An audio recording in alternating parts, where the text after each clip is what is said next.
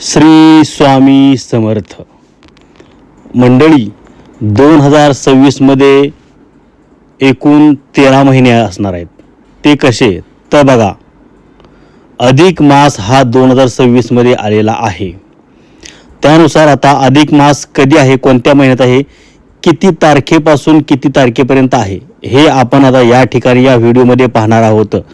त्यामुळे ते जाणून घेण्यासाठी तुम्ही हा व्हिडिओ पूर्ण पहा आणि अधिक मासाचे महत्त्व, अधिक मासामध्ये कोणत्या गोष्टी करायच्या, कोणत्या गोष्टी टाळायच्या आहेत, यावरचा सविस्तर आपला माहितीचा व्हिडिओ बनवलेला आहे. तो व्हिडिओ तुम्ही आपल्या चॅनलवरती पाहू शकताय. अगोदर हा व्हिडिओ पहा, अधिक मास कधीपासून कधीपर्यंत आहे. तर बघा, अधिक मास साधारणपणे दर 3 वर्षांनी एकदा येतो. याला पुरुषोत्तम मास असेही म्हणतात.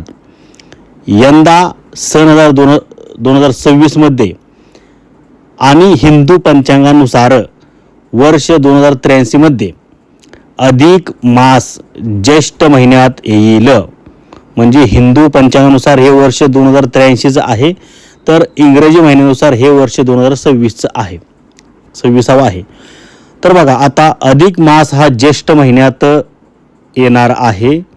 दरवर्षी सौर वर्ष म्हणजे 365 दिवस आणि चंद्रवर्ष म्हणजे 354 दिवस यांच्यामध्ये 10 ते 11 दिवसांचा फरक असतो.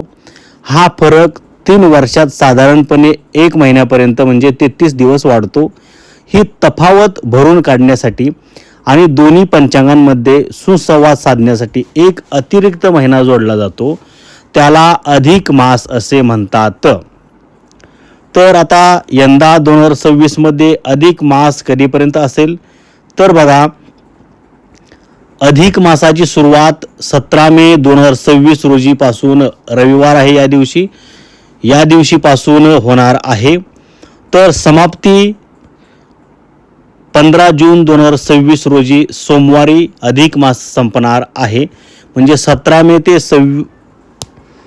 15 जून या काळात अधिक मास असणार आहे. बघा, आता अधिक मासामध्ये काय करू नयेत, तर यावर्षी हा महिना ज्येष्ठ महिन्यात येत आहे, म्हणून याला अतिरिक्त ज्येष्ठ महिना म्हटलेले आहे.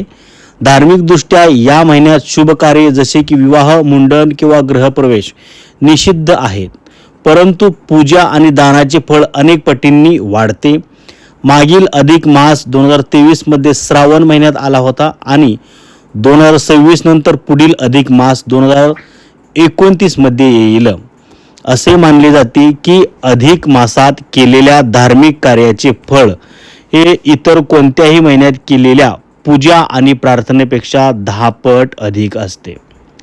त्यामुळे अधिक मासामध्ये कोणत्या गोष्टी करायच्या, कोणतं दान करायचं, कोणत्या राशीवाल्यांनी काय करायचं, सर्व माहितीचा व्हिडिओ आपण आपल्या चॅनलवरती बनवलेला आहे. तो व्हिडिओ कृपया तुम्ही पहा आणि त्यानुसार पुण्यकर्म करून फळ मिळवा. धन्यवाद. श्री स्वामी समर्थ.